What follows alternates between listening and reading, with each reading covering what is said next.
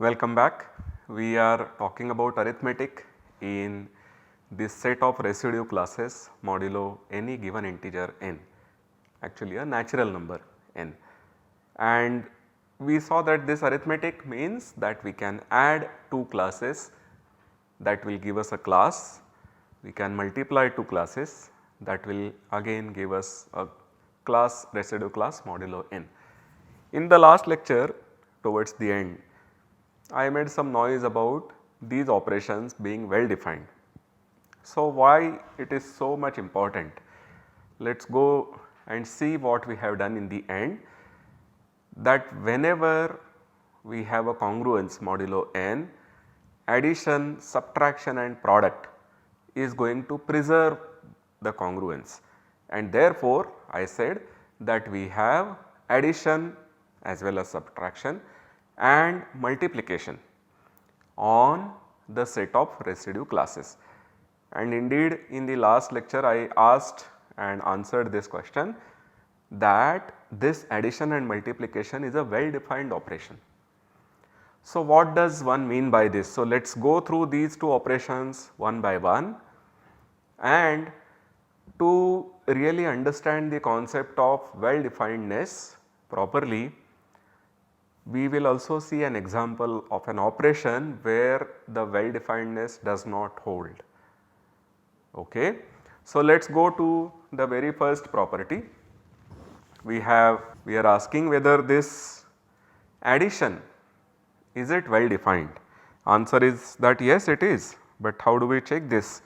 So, what it means is that if you have the class of A to be equal to class of C and the class of B is equal to class of D.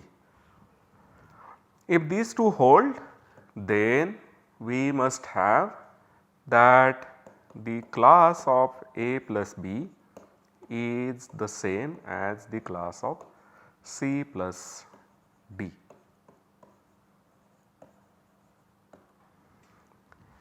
Because I told you that I may look at the class of A as given by the element A and the class of B as given by the element B. We are defining the summation of these two classes and we are picking up one single element from the class, as we saw in the last lecture that the class really has infinitely many elements. So, we have infinitely many choices, and if we are taking two classes then we have doubly infinitely many choices, which is again just an infinite number of choices. And then we say that the sum of these two classes is the class of A plus B. So, here we are making a choice, we are choosing the element A from the class A and we are choosing the element B, take the sum and then take the corresponding class. So, to make sure that this is well defined or that it does not depend on the choices that we have made, we have to ensure that if someone else chooses a different element in the class. So, if class A is class C, then the other person may actually choose the element to be C, and if class B is class D, then the other person may choose the element D, and then the summation for the other person will be the class of C plus D. For me it is A plus B and its class, for the other person it may be the class of C plus D, and to have the mathematics well defined, to have no confusion at all, these two classes, the class of A plus B and the class of C plus D, should be the same. Only then we say that the addition makes sense. Only then do we say that the addition is well defined. It does not depend on the person, does not depend on the place we are taking addition, the date, time, etc. So, how do we ensure that this holds? So, first of all, because class A is class C, we have that A is congruent to C mod n. This is something which is given to us, and we have that B is congruent to D mod n.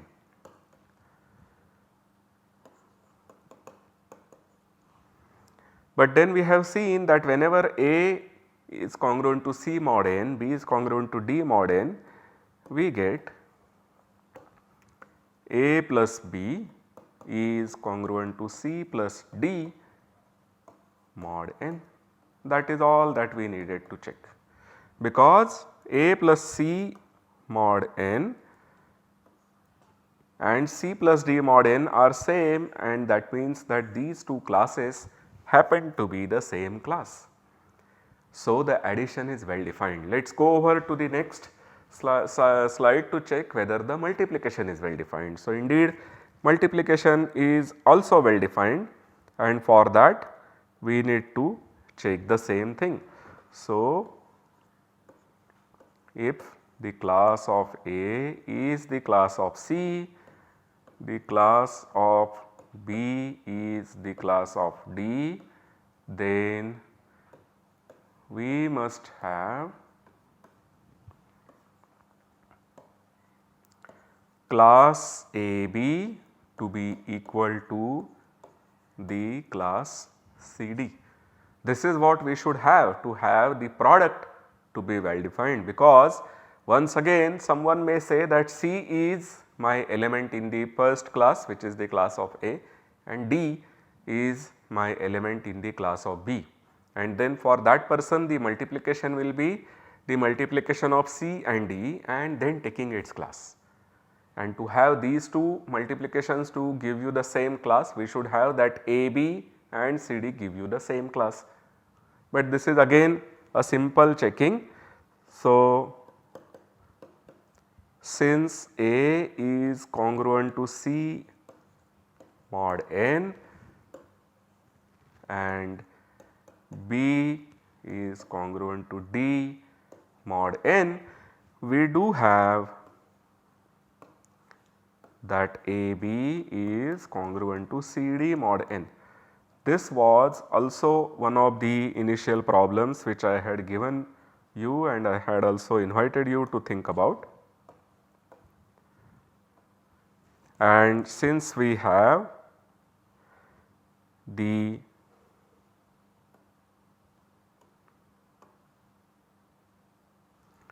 AB and CD congruent to each other mod n, we have that these two classes are indeed the same.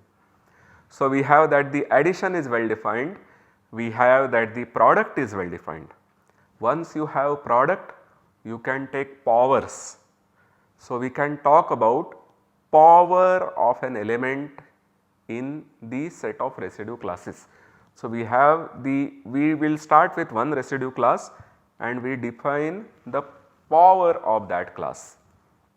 So, our definition is as follows. We start, so left hand side we have a residue class and we are taking a power of that, which should again be a residue class, because we want to have the arithmetic within the set of residue classes. To have an arithmetic does not mean that you are allowed to go out. Okay. So, here we want to give the definition of the power of the residue class A, and we say that this, our definition is that this is same as the class of A power B. Is this well defined? So, of course, here we have to check something very simple. We need to check that if the class A is the class C, then we must have the class of A power B to be equal to the class of C power B. This is all that we need to check. And is this true? So, this is clearly true. So, since A is congruent to C mod n, I will consider this congruence A B many times, take the product of left hand side elements which are all A, the product taken B times, so I get A power B, and the element on the right side of the congruence is C B times, taking the product will give you C power B. So, we get A power B is congruent to C power B mod n, and this is all that we wanted, because once we have A power B congruent to C power B mod n, we get that these two classes are the same. So, just like from multiplication we went to power similarly from addition we can go to taking multiples, but that is a very basic case of the multiplication. So, let me just write it here for you. Similarly, k times the class of A is the class of Ka. Okay. So, these were the 3, or if you consider the last operation, we had 4 operations which are well defined on the set of residue classes. Now, I want to give you an example of a operation which is not well defined. So, here the operation is given. We want to define power of a residue class by another residue class. We want to define power of the class A or by the class B. So, look at that, the B in the slides has the square brackets given in red to tell you that we are looking at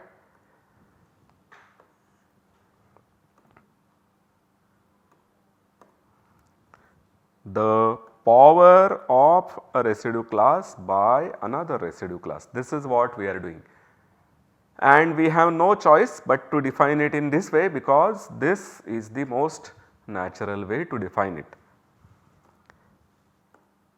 Or let us say that our example is that if we define it in this way, the class of A power class of B to be equal to class of A power B, then this operation or this definition that we are giving is not well defined, it does not make sense. So, why does it not make sense? Let us look at why this does not hold.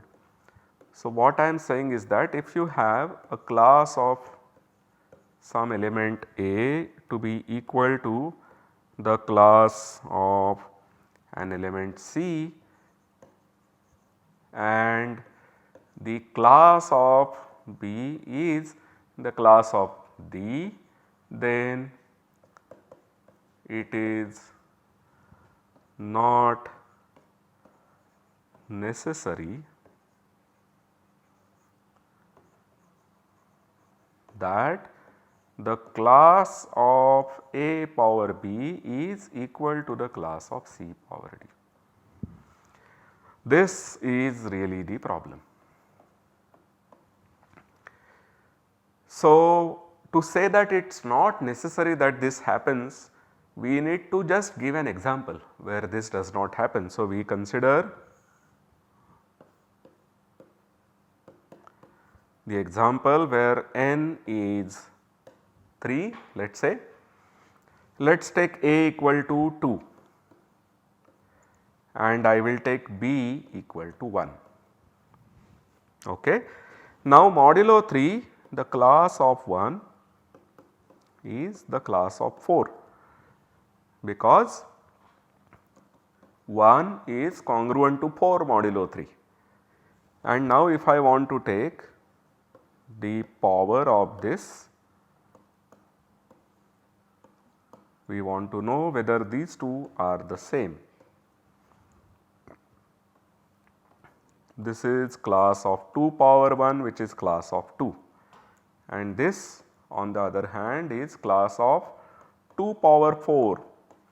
2 power 4 is 2 into 2 into 2 into 2, which is 4 square, which is 16.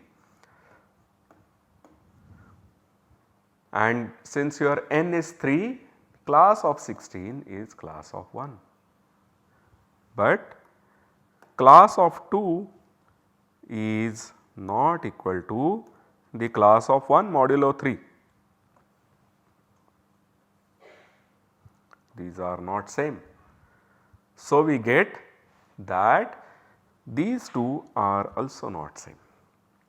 The class of 2 power class 1 and the class of 2 power class 4, these by the definition that we have made here are not the same.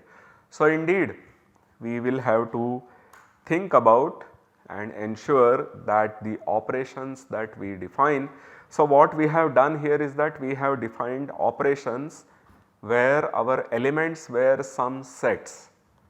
Remember, the classes, the residue classes modulo n are themselves sets, and we want to talk about what it means to sum two sets modulo n. And we said that the sum of two sets is given to be yet another set where the set is obtained by choosing two elements from these two sets, taking their sum in the integers and then looking at the corresponding class. This is how we had defined. Similarly, we defined for the product.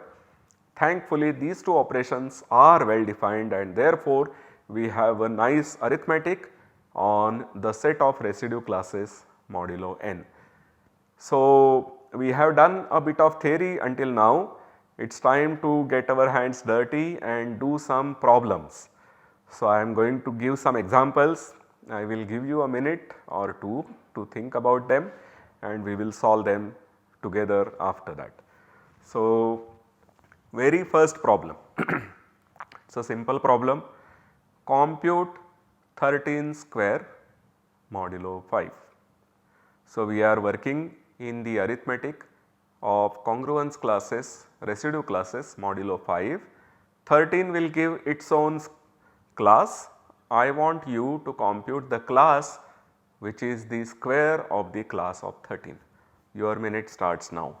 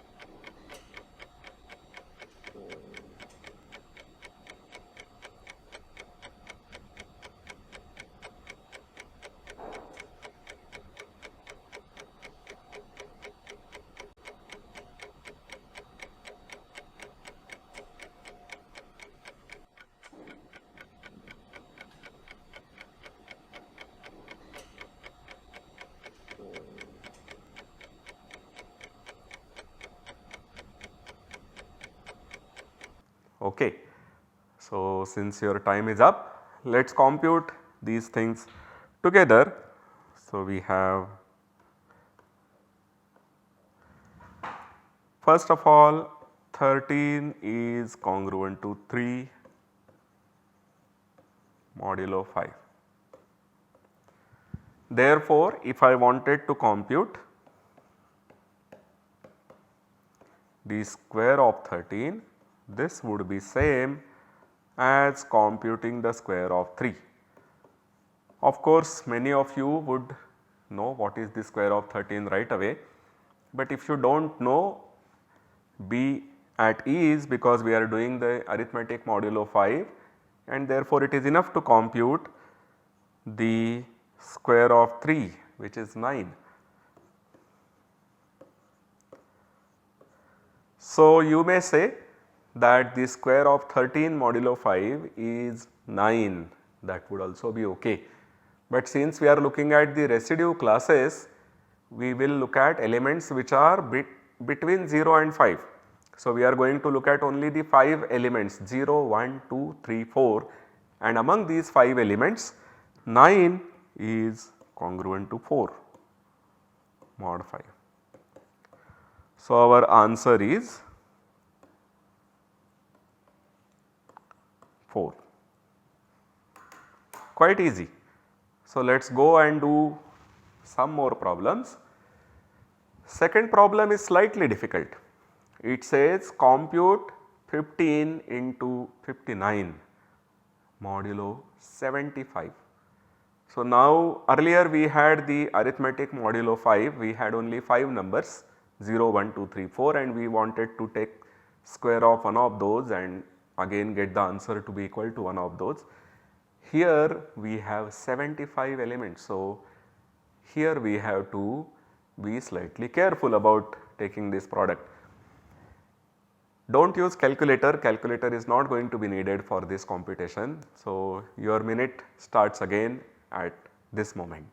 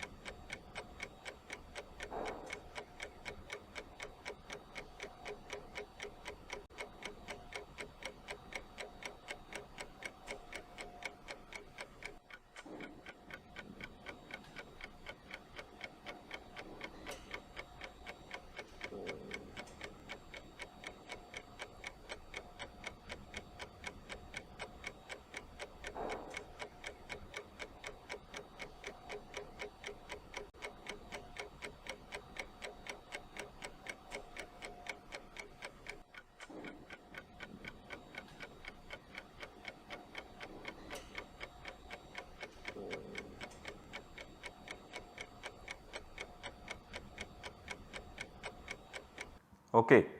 So, let us do this problem together. There are two things that I would do to solve this problem.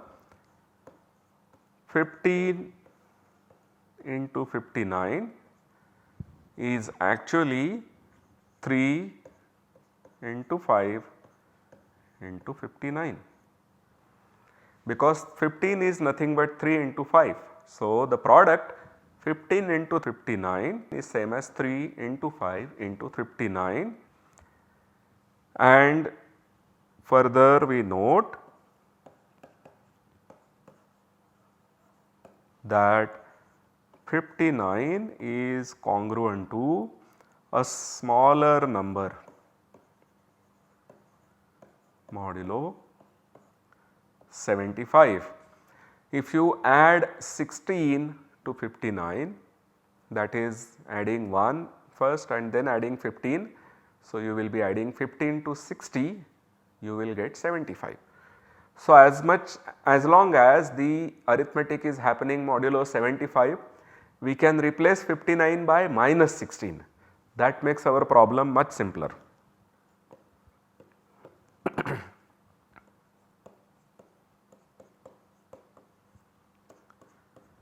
So, I will first of all write 15 as 3 into 5 and then I replace minus, then I will replace the 59 by minus 16. Now, this is simpler because this is 3 into minus 80 mod 75, 16 into 5 is 80 and we have to keep that minus sign, but 80 is same as 5 mod 75. So, this is nothing but 3 into minus 5, which gives you minus 15 mod 75.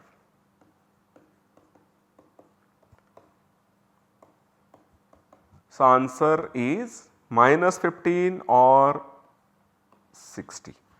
So, the answer that we obtain in this case is that 15 into 59 modulo 75 is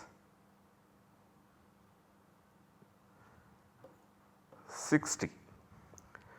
So, this was a slightly involved computation, but because we had 59, we could replace it by minus 16 and then do out the calculation by also observing that 15 is product of two smaller elements. So, there are two things that we can do here, which is that once you have one number into another number, you can write one of the numbers as product of smaller numbers and do the product in steps, or if you have a number which is bigger than n by 2.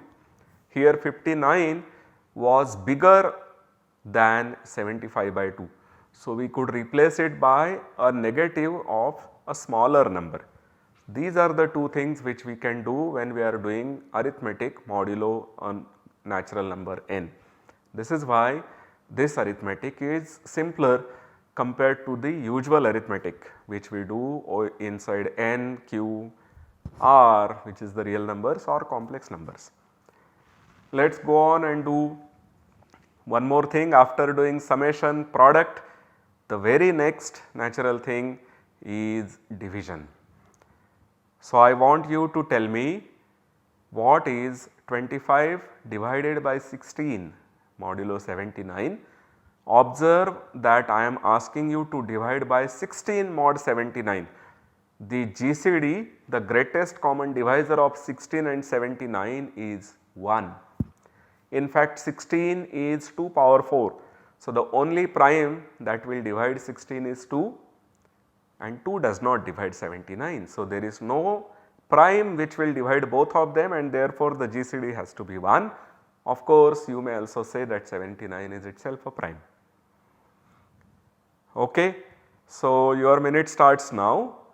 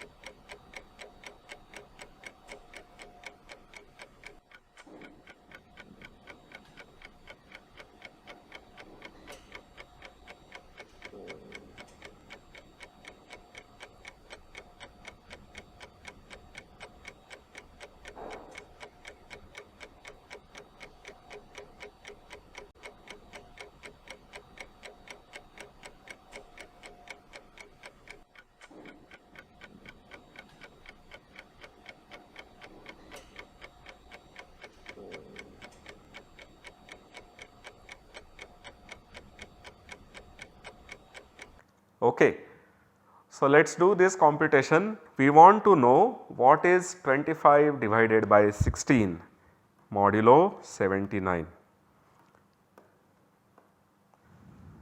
So, we want to understand this.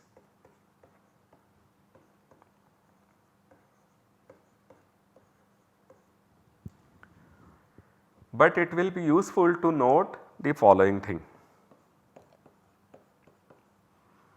Just like we had replaced the earlier 59 by negative of 16 to have a simpler thing, here we have a division which is a somewhat difficult operation. And so, we would like to replace this division by multiplication by another number. So, what is that another number? Note that 16 into 5 is 80 and this is congruent to 1 mod 79. So, 1 upon 16 is congruent to 5 mod 79. That makes our job quite simple because we then have 25 by 16, this is congruent to 25 into 5 modulo 79 and this is equal to 125.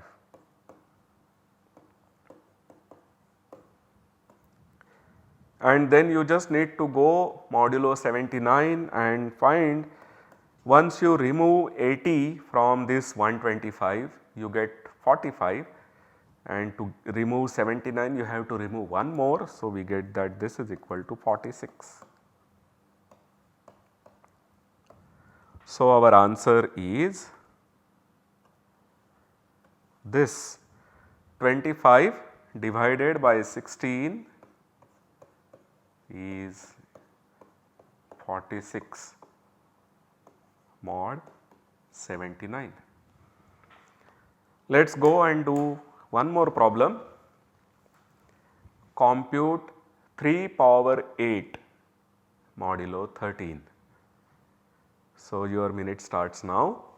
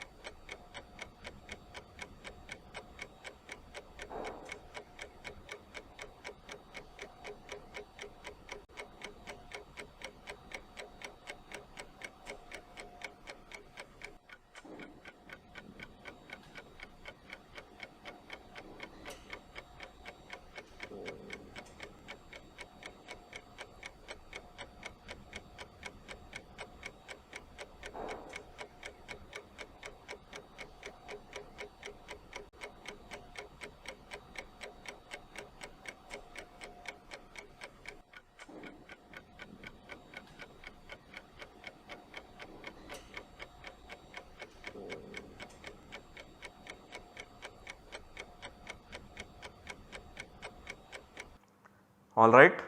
So, let me do this problem as well.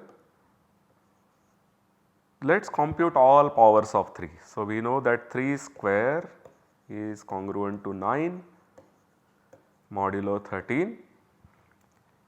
Therefore, 3 power 4 is going to be congruent to 9 square modulo 13.